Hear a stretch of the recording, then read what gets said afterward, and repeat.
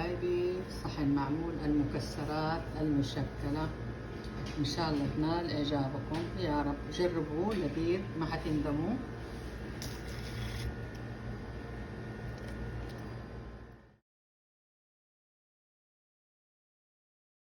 السلام عليكم ورحمة الله وبركاته. حبايبي يا حلوين، بنسوي إن شاء الله اليوم مع طريقة جديدة بالنسبة لي وممكن لكم. معمول مشكل، يعني المعمول دائما المشكل احنا ناخذ في راسنا انه معمول بالجوز، معمول بالفستق لحاله، ومعمول بالعجوة تقريبا.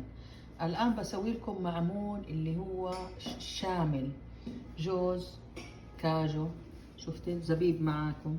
يعني هذا مشكل، حنغسلها قدامكم، وبعد ما نغسلها نصفيها وبعدين نفرمها، وخليكم معايا للاخر.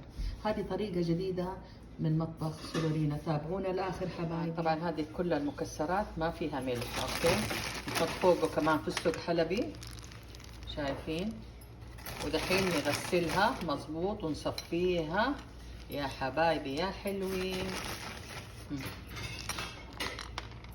طيب حبايبي، نغسل المكسرات.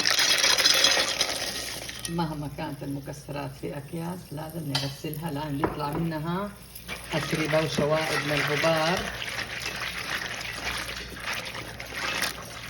ونصفيها مظبوط أول مرة وثاني مرة. وهذه صفيناه حبايبي، لما ينشف شوية من الموية يتصفى مظبوط نفرمه. خليكم مع الموية اللي طلعت من المكسرات، كيف الأتربة، شايفين. عشان أوريكم كيف، شوفوا، شايفين.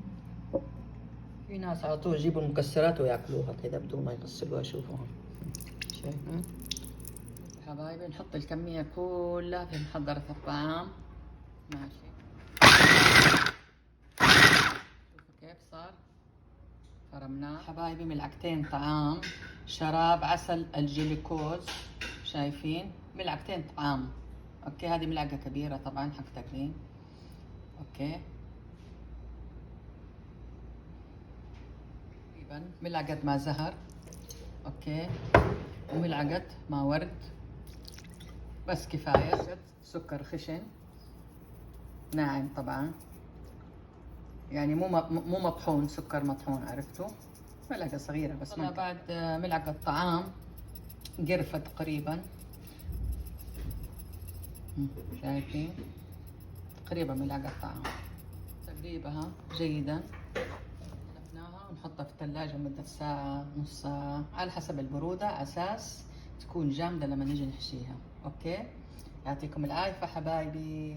تقريبا حتحط كيلو دقيق يا حبايبي يا حلوين. أول شي ننخلهم، طيب. دقيق بس متعدد الاستعمالات، موجود كثير في الأسواق، وأي نوع دقيق أبيض أنتوا تبونه. خلاص كده خلصنا، نخلنا ذرة ملح بس صغيرة، ملعقة صغيرة باودر فانيليا، أو اختياري يعني، بس أنا حابة إني أحط فانيليا.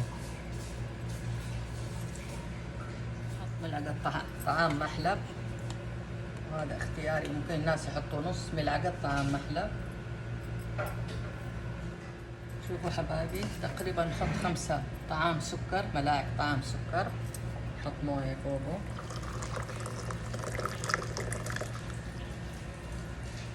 بعدين حبايبي نجيب تقريبا كمان 3-4 ملاعق حليب بودر.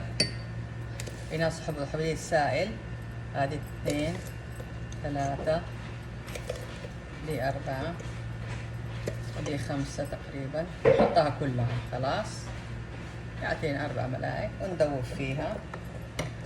ذوبناها ونتركها تبرد شوية. أحطها في الثلاجة، أبغاها باردة، عرفتوا علي. أقلبهم الجافة، أقلبهم اللي حطيتهم. طيب بعد ما أقلبهم مظبوط يا حبايبي، نحط السمنة، وهي عبارة عن نص كيلو، يعني كيلو دقيق زائد نص كيلو سمنة. طيب، أو تبوا زبدة برضو حطوا نص كيلو زبدة، هذا شيء راجع لكم يا حلوين. خلاص السمنة لا أسيحها ولا حاجة، نحطها زي ما هي. شوفوا قدامكم، قلت لكم زبدة أو سمنة اللي انتوا تبونه، بس خليكم ركزوا معايا على المقادير عشان تنجح معاكم الوصفة يا حلوين. هذا بالنسبة لطريقتي من مطبخ سونورينا، ترحب بكم في متابعينا.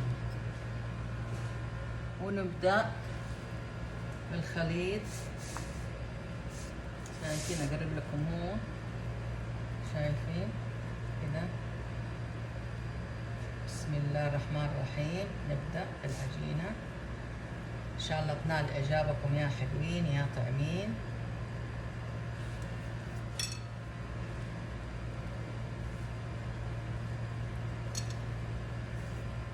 شوفوا حبايبي كيف صارت، شوفوا لسه ما زدنا له، ما حطينا له الحليب. شوفوا كيف صارت كده. شايفين العجينة كيف صارت؟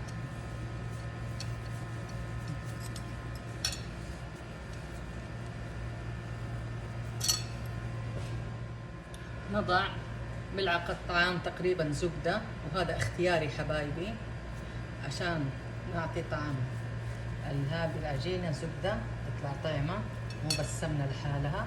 حطيت ملعقة واحدة بس، برضو نخلطها مظبوط جيدا. شايفين حبايبي؟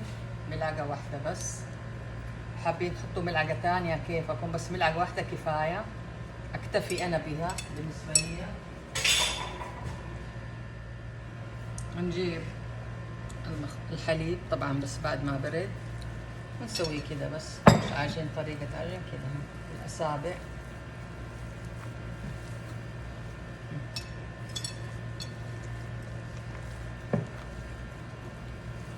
اللي ما تخلص الكمية كلها.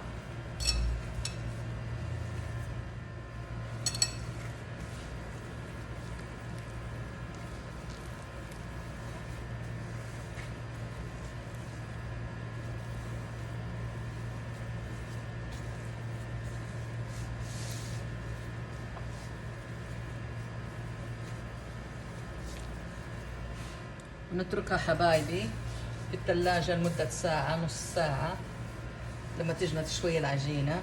طيب شايفين كيف صارت؟ شوفوا كيف تقدروا تفتحوها وتحشوها على راحتكم. شوفوا كيف، شايفين كيف؟ شوفوا كيف. ان شاء الله تنال اعجابكم. نغطيها الان ونحطها في الثلاجة ان شاء الله. نضعها في الثلاجة ولا هاي. بسوي معاكم معمول كمان بالعجوة، كورتها، حطيت لها زبدة ملعقتين، حبة البركة، وحطيت لها شمر ومحلب. العجينة نفسها كورتها. الآن بحشي كمان عجوة بس بطنها جوز. شوفوا حبايبي، هذه العجوة نفتحها كده، اوكي، نحط حبة جوز فيها ونرجع تاني نكورها يا حلوين يا طعمين. يصير واحدة بالجوز محشية وواحدة سادة. في ناس ما يحبوها بالجوز محشية، وفي ناس يحبوها سادة. عرفتوا؟ تقدروا تحطوها برضو فيها فستق حلبي، المكسرات اللي تبوها. شوفوا ما يبالها شيء. شايفين حبايبي؟ هذه السادة ودي بالجوز. نكمل معاكم للآخر، تابعوني حبايبي. ماشي. شوفوا حبايبي، نجرب أول وحدة. خلاص حط العجوة، خلاص شايفين، وبعدين نكورها مظبوط.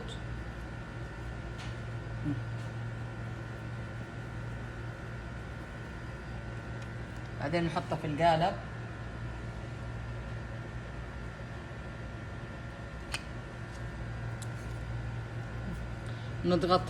نضغطها مظبوط، اضغطوها. شايفين يا حلوين؟ انضغطت مظبوط. خلاص بعدين نضغط على القالب. شوفوا ما شاء الله، قولوا ما شاء الله.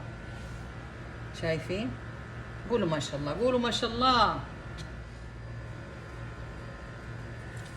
وهذا حبايبي آخر حبة بالنسبة للتبسي ده.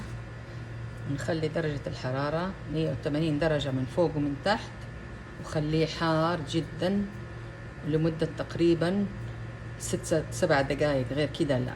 ماشي؟ لما تدخلوا الفرن حتنزلوا عن 180، بس دحين الفرن لازم يكون شغال لمدة تقريبا ربع ساعة نص ساعة. طيب، وبعدين تخفضوا الحرارة لمدة 7-8 دقائق أو 6 دقائق وتصير المعمول جاهز. شوفوا إن شاء الله ينال إعجابكم، وتابعوني للنهاية حبايبي. لسه معانا معمول الجوز، مو الجوز المشكل. الحين تشوفوا معايا أنا أحشي معاكم. هذه حبايبي المكسرات المشكلة اللي سويتها قدامكم.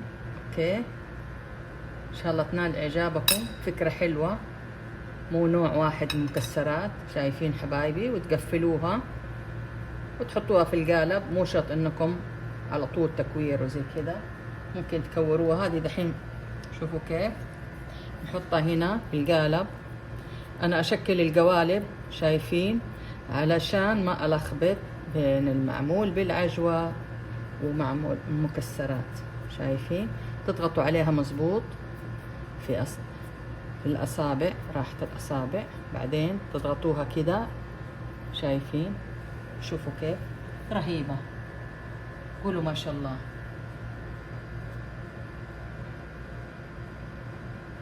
تساوي معاكم واحدة ثانية. شايفين كيف هو مفتفت زي طريقته زي طعم الغريبة، لذيذ مرة. شايفين؟ شوفوا،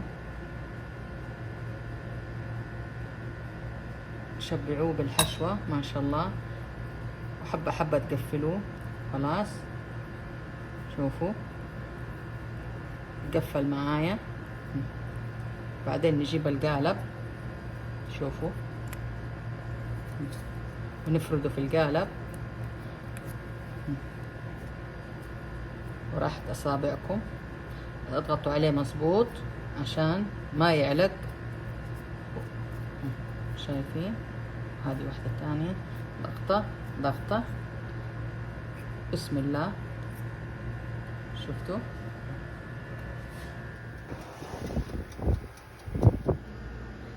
هنا زي الغريبة. شايفين؟ ان شاء الله ينال. وهذه اللي بالعجوة ما شاء الله. شوفوا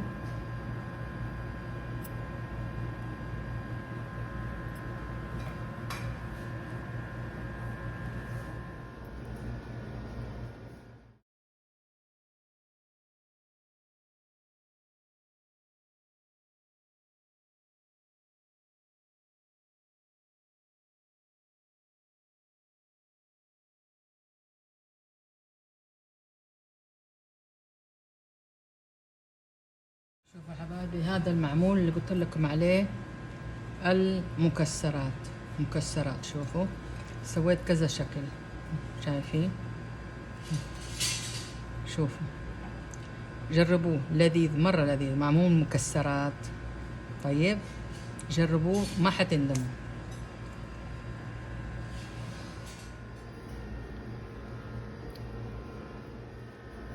شايفين؟ شايفين؟